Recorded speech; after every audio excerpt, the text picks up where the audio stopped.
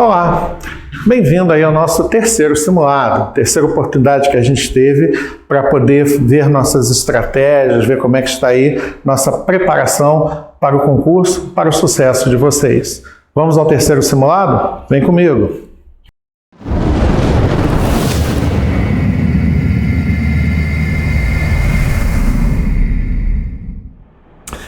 É sempre bom lembrar, né, uma pequena reduzida nas luzes aí para facilitar a visualização do quadro, das coisas que a gente vai estar aqui conversando, né? Vamos dar uma olhada no nosso terceiro simulado e ver o que havia de proposições, ideias que estão ali.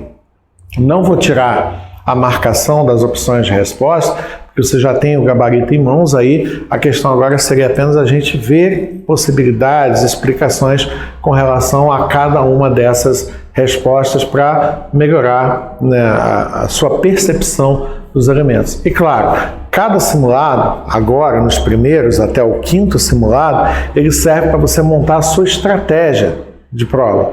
Né, qual matéria você vai querer começar primeiro lá no dia da prova, né, se você quer começar primeiro pela redação ou não, isso aí é sua estratégia, é sua forma de estar se preparando para o seu objetivo, que é passar nesse concurso, ok? Então, vendo isso, né, você podendo estar trabalhando isso daí, a gente agora vai dar uma olhadinha no nosso terceiro simulado. Bom, primeira questão aqui, imagino que possa estar da mesma forma para vocês lá no simulado, mas independente disso a gente vai acompanhando. A antiguidade, também chamada de Idade Antiga, compreende o período que se iniciou o conhecimento da escrita, volta de 4000 a.C., indo até a queda do Império Romano do Ocidente, 476. Classicamente, são estudadas sociedades que estiveram presentes nos espaços hoje compreendidos pela Europa, Ásia e África. Sobre os conflitos de interesses políticos, econômicos, sociais, travados entre os países na Idade Antiga. Marque abaixo uma afirmativa que seja incorreta. Bom, a incorreção, né, vou suspender aqui, estava na letra delta. Então, o importante agora para a gente é corrigir, né? Diversas guerras entre nações antigas, concordo, e até mesmo internos naqueles povos, foram provocados apenas por necessidade de expansão marítima. Parou. Nem precisa continuar daqui em diante. Você sabe que nenhuma guerra é provocada apenas por uma questão, que nenhuma guerra está envolvida apenas um elemento. Não, há sempre mais de um envolvido. Ou é econômico, ou é social, ou é político, ou é religioso. Sempre vai ter alguma coisa a mais ali envolvida. Mas vamos continuar. Provocado exclusivamente por necessidade de expansão marítima comercial? Não, não foi só por isso. Entre as guerras civis romanas, o destaque cabe às guerras civis do fim do período senatorial. Foi essas guerras civis aqui, que inclusive vai gerar os triunviratos e vai acabar culminando na formação do Império Romano, né? Que levou ao poder o imperador Alexandre. Alexandre o Grande? Não, tá? Que ao conquistar o Egito, formou o seu império.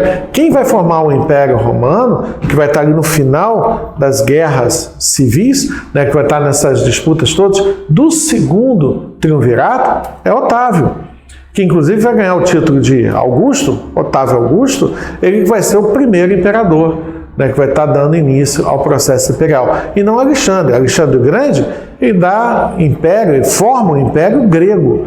Né, depois do fim das guerras civis gregas, aí a ascensão dos gregos da Macedônia, os macedônicos, né, na figura de Felipe II, que morre assassinado, e vem aqui a situação de Alexandre, seu filho, que se torna um imperador, né, conquistando terras da Ásia, terras da África, inclusive conquistando também o Egito, que fica nas mãos do seu general Ptolomeu, dando início à chamada dinastia Ptolomaica no Egito, essa dinastia grega no Egito. Então, com certeza, a letra D está errada.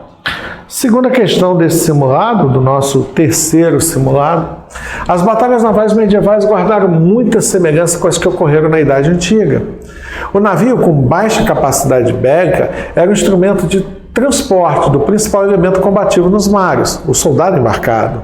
Esse soldado, comandado por generais, alinhavam-se nos convéses e travavam né, corpo a corpo, batalhas, né, combates corpo a corpo com os soldados opositores das embarcações inimigas. A respeito desses acontecimentos, e aí uma pequena correção, né, estes soldados, comandados por generais, alinhavam-se nos convés, tá? Concordância correta aqui. A respeito desses acontecimentos bélicos navais, analise as opções abaixo e marque a correta. Bom, a correta está na letra C. Vamos dar uma olhadinha nela então. Devido à característica de ação bélica dos navios, os primeiros canhões posicionados a bordo durante a Idade Média eram colocados na proa? Sim, os primeiros ainda eram pequenos, arcaicos, mas os primeiros canhões foram colocados na proa, porque o navio afrontava, o navio ia de frente para o inimigo, né? Então era colocado na proa das embarcações e eram exclusivamente utilizados contra as tropas dos convés adversários? Sim, os primeiros canhões sim, eles eram incapazes de trazer um dano significativo ao navio que pudesse, por exemplo, afundar o navio. Então, por isso que os primeiros canhões postos a bordo, eles só matavam homens e acabaram sendo chamados de matadores de homens, ou como aparece na nossa bibliografia, os men's killers, né? Para que depois, no tempo futuro, aumentando o calibre e a carga de pólvora e o poder, né, dessas armas, eles serem agora ship killers, ou matadores de navios, quando os canhões crescerem. Então, letra C está certinha aí. Terceira questão, a expansão marítima europeia, iniciada por portugueses no século XV, seguida por diversas outras nações que desejavam a lucrativa atividade de comércio marítimo e da colonização, né? Marque abaixo uma ação exercida por um Estado europeu na busca de seus interesses de obter renda e ou poder nas áreas coloniais portuguesas. Né, querendo obter renda ou poder, as ações de Duclerc e do Guetrouin no Rio de Janeiro, com certeza eles queriam renda, eles queriam ganhar dinheiro, benefícios, né? Os ataques de Jean-François Duclerc em 1710 e de René do Guetrouin em 1711, a cidade do Rio de Janeiro no começo do século XVIII, 1710, 1711, tudo a ver também com a guerra de sucessão do trono espanhol, tudo a ver também com a obtenção de ouro e pedras preciosas nas Minas Gerais, na área aqui das Minas Gerais, nas Serras Gerais, aqui no Rio de Janeiro, tem tudo a ver em todos os aspectos aí, né? Bom, quarta questão. Após a derrota na Guerra da Crimeia, em meados do século XIX, a Rússia consolidou sua posição no Pacífico, em cujas águas foram fundadas as cidades de Vladivostok e Petropavlovsk. No entanto, ambas ficavam bloqueadas pelo gelo durante o inverno. Para encontrar uma saída permanente para o Pacífico, a Rússia fundou em território chinês, no Mar Amarelo, a base naval de Porto Arthur, levando a inevitável choque de interesse com quem? Bom, russos, chineses, em território chinês, ali, provavelmente o inevitável choque de interesse foi com a China. Não foi com a China. Então foi com os Estados Unidos, que estavam expandindo naquela região ali com interesse, também não foi. Com a França, que inclusive houve guerras fluviais antes, como a Batalha de Halo, também não foi. A Grã-Bretanha, que estava com muitos interesses na região também não foi. Acabou sendo com o Japão. Tá? Resultando na Guerra Russo-Japonesa de 1904-1905, com a destruição da base de Porto Arthur e a Batalha do Mar Amarelo em 1904 e a Batalha de Tsushima em 1905, pondo fim a esse conflito com uma vitória japonesa, né, do pequeno Japão contra a grande Rússia, dominando ali seus espaços. Quinta questão do nosso terceiro simulado. O ato de navegação foi uma lei elaborada pela Inglaterra no ano de 1651, sancionada por Oliver Cromwell, que era líder do governo que derrubou a monarquia em 1649, a Revolução Puritana de 1640-48, e tinha como objetivo terminar com a concorrência do transporte marítimo da Holanda e impulsionar o inglês. Fato. Sobre o referido episódio relatado acima, sobre esse período e as coisas, a gente pode dizer o quê? A gente pode dizer que a lei de navegação, que a lei inglesa imposta aos outros países, dizia que as nações só poderiam transportar mercadorias livremente se por quem produziu o bem estivesse transportando ele para comércio. primeira bandeira de comércio. Ou seja, seus próprios produtos sob pena de captura e confisco. Sim, mas se não tivesse sendo transportado pelo país que produziu, que desenvolveu, que criou o produto, né? Quem deveria transportar? Segundo a lei inglesa, os ingleses, que fariam esse transporte, né, que seriam escolhidos para fazer esse transporte aí. Eles podiam fazer isso? Claro, com canhões, né, fizeram muito bem feito essa questão. Nossa sexta e penúltima questão desse nosso terceiro simulado. Agosto de 1914, a Alemanha tinha a segunda marinha de guerra do mundo. Sua esquadra compunha-se de uma poderosa força de superfície, uma grande quantidade, tira-se essa aí, de aeronaves, aviões, balões e zeppelins, e ainda contava com submarinos em quantidade e qualidade, sendo correto afirmar sobre a estratégia alemã para a Primeira Guerra Mundial que é corretíssimo dizer que eles terem tirado dos mares seus próprios navios de comércio, que a própria Alemanha tirou seus próprios navios de suas próprias rotas de comércio, a autossupressão do comércio germânico no além-mar, teve consequências funestas, mortais, cabais para as armas do então imperador, o Kaiser, o imperador alemão, ao longo daquele conflito. Sim, a Alemanha, achando que a guerra seria curta, de rápida duração, suprimiu seu próprio comércio. E ao fazer isso, ela interrompeu suas rotas de comércio, ela cortou as próprias comunicações.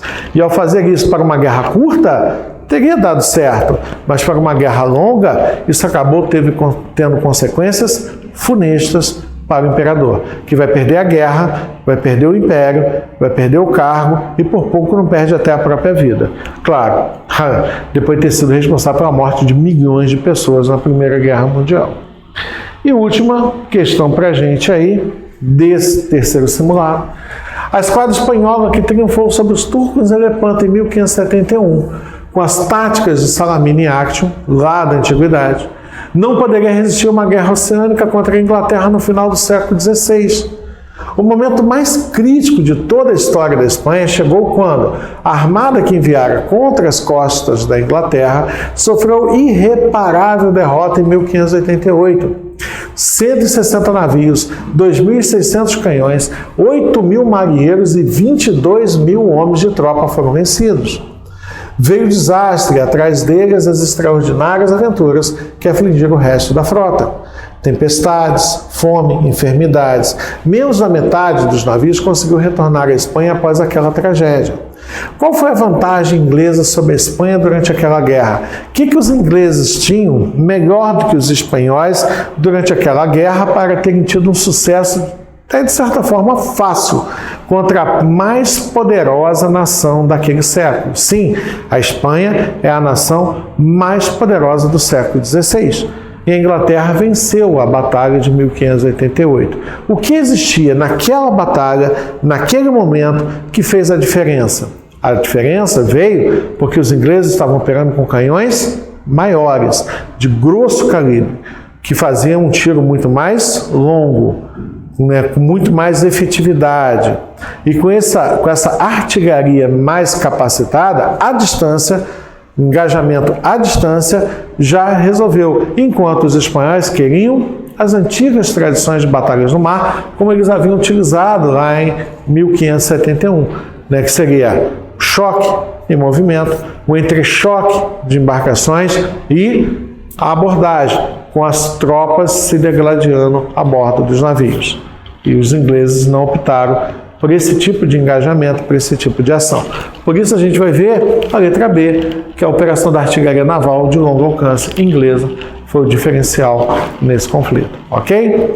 Bom, espero que tenha sido tranquilo para você aí o nosso terceiro simulado, né, e que a gente possa estar avançando gradativamente, né, expandindo, vendo questões cada vez mais difíceis, complexas, ali de serem resolvidas, para a gente estar testando o nosso potencial e nossa capacidade. Sim, o simulado é um teste duplo. Ele testa você em relação à prova, Sim, mas ele testa também a mim em relação a você. Então eu preciso do teu comparecimento, eu preciso da sua participação no simulado, porque é com ela que a gente vai avaliar se eu preciso corrigir meus rumos, corrigir minhas velas, para que você chegue ao seu resultado, ao seu destino, que é a vitória, que é a sua vaga lá no curso de oficiais, ok? Bons estudos a todos, até o nosso próximo encontro, até o nosso próximo contato, fiquem com Deus.